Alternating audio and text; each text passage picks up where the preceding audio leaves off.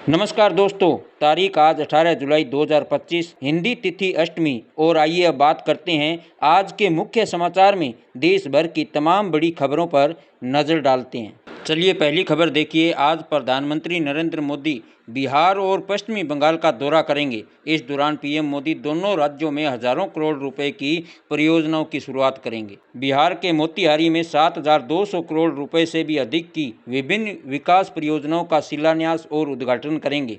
इसके अलावा कई नई रेल परियोजनाओं को भी राष्ट्र के नाम समर्पित करेंगे। साथ ही बिहार में लगभग 61,500 स्वयं सहायता समूह को 400 करोड़ रुपए की सहायता राशि जारी करेंगे। चलिए अगली खबर देखिए। मानसून सत्र पर इंडिया गठबंधन की बैठक 19 जुलाई को की जाएगी। लोकसभा चुनाव 2024 के बाद दूसरी बार इंडिया गठबंधन के नेता 19 जुलाई यानी कि शनिवार शाम को बैठक करने वाले हैं। इस बैठक में टीएमसी और आम आदमी पार्टी शामिल नहीं होगी। ये बैठक ऐसे वक्त हो रही है जब मानसून सत्र शुरू होने वाला है और बिहार के अंदर मतदाता सूची की एसआईआर को लेकर घमासान मचा हुआ है। चलिए अगली खबर देखिए। बिहार में 125 यूनिट बिजली फ्री मिलेगी। चुनाव से पहले सीएम नीतीश कुमार का बड़ा ऐलान सामने आया है। साथ ही अगले 3 वर्षों में घरेलू उपभोक्ताओं को सौर ऊर्जा का भी लाभ मिलेगा।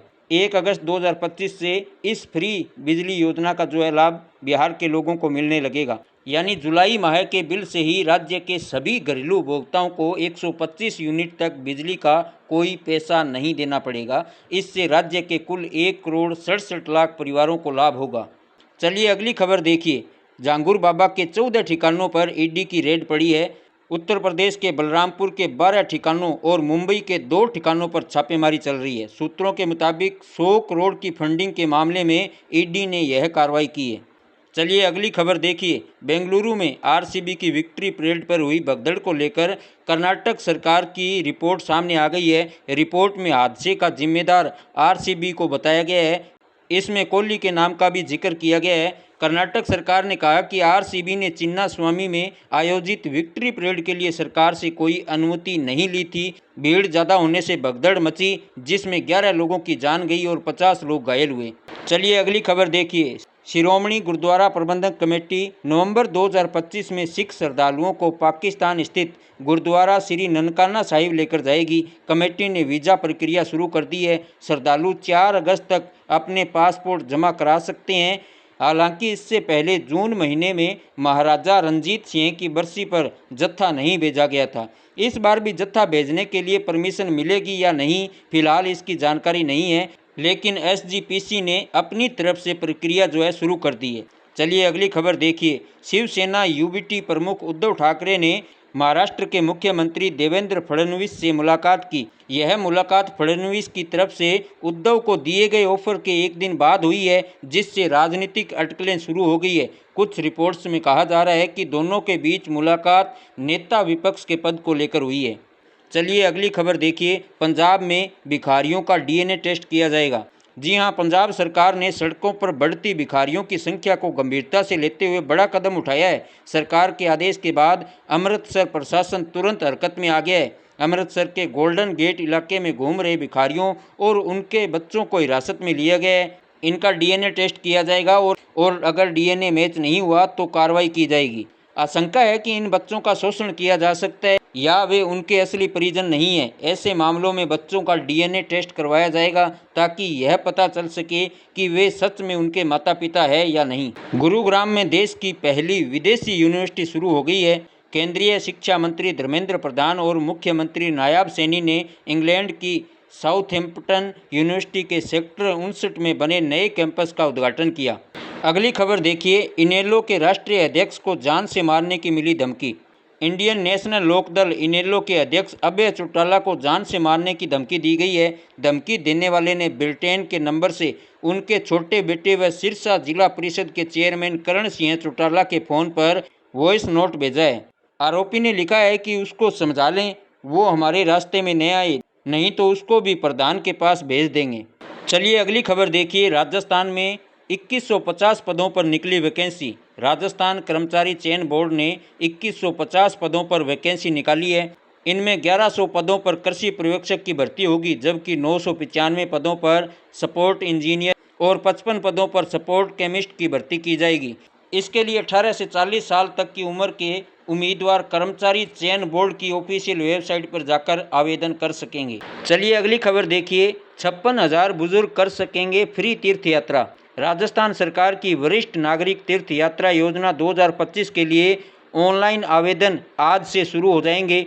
देवस्थान विभाग इस योजना के तहत 60 साल से ज़्यादा उम्र के नागरिकों को धार्मिक स्थलों की यात्रा कराएगा। इसके लिए राजस्थान के मूल निवासी होना जरूरी है, साथ ही वे इनकम टैक्स नहीं भरते हो। आवेदन की आखिरी तारीख 10 अगस्त 2025 है। चलिए अगली खबर देखिए, पंजाब में IAS PCS अधिकारियों के तबादले, 9 अफसरों को दी गई नई जिम्मेदारी। अरविंद कुमार बने ट्रेजरी एंड अकाउंट्स के डायरेक्टर। पंजाब सरकार ने गुरुवार को कई जिलों और विभागों में कार्यरत IAS और PCS अधिकारियों के तबादले कर दिए हैं। सरकार द्वारा जारी आदेश के अनुसार 9 वरिष्ठ अधिकारियों को तत्काल प्रभाव से नई जिम्मेदारियां सौंपी गई है। इस बदलाव का उद्देश्य प्रशासनिक प्रणाली को और अधिक सुदृढ़, प्रभावशाली और उत्तरदायी बनाना है। चलिए अगली खबर देखिए, 3 साल तक चली बातचीत के बाद भारत और यूनाइटेड किंगडम के बीच अगले हफ्ते फ्री ट्रेड एग्रीमेंट साइन किया जा सकता है। मीडिया रिपोर्ट्स के अनुसार एग्रीमेंट के मसौदे की लीगल प्रक्रिया पूरी हो चुकी है। दोनों देश अगले हफ्ते में इस पर दस्तखत कर सकते हैं। एग्रीमेंट साइन होने के बाद भारत के लेदर, फुटवियर, टेक्सटाइल, खिलौने, जेम्स एंड ज्वेलरी जैसे लेबर इंटेंसिव प्रोडक्ट्स पर यूके में एक्सपोर्ट टैक्स खत्म हो जाएगा। चलिए अगली खबर देखिए, अमेरिकी राष्ट्रपति डोनाल्ड ट्रंप ने ट्रेड डील को लेकर बड़ा दावा किया है। ट्रंप ने कहा कि अमेरिकी उत्पादों को जल्द भारत के बाजारों में पहुंच मिलने वाली है।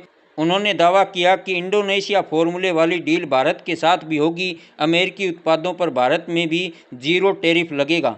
चलिए अगली खबर देखिए, यूक्रेन की प्रधानमंत्री बनी यूलिया स्विरिडेंको। राष्ट्रपति वोलोदिमीर जेलेंस्की ने उनके नाम की सिफारिश की थी। इसके बाद यूक्रेनी संसद ने उन्हें प्रधानमंत्री के रूप में चुन लिया है। चलिए अगली खबर देखिए, पेट्रोलियम मंत्री ने कहा है कि पेट्रोल और डीजल के दाम घट सकते हैं। अगर कच्चे तेल की कीमत $65 प्रति बैरल रही तो 2 से 3 महीने में कटौती संभव है। मौजूदा समय में तेल कंपनियों को पेट्रोल पर प्रति लीटर 12 से 15 और डीजल पर 6.12 रुपये का मुनाफा हो रहा है। इसके बावजूद तेल कंपनियों ने पिछले 1 साल से पेट्रोल डीजल की कीमतों में कोई कटौती नहीं की है।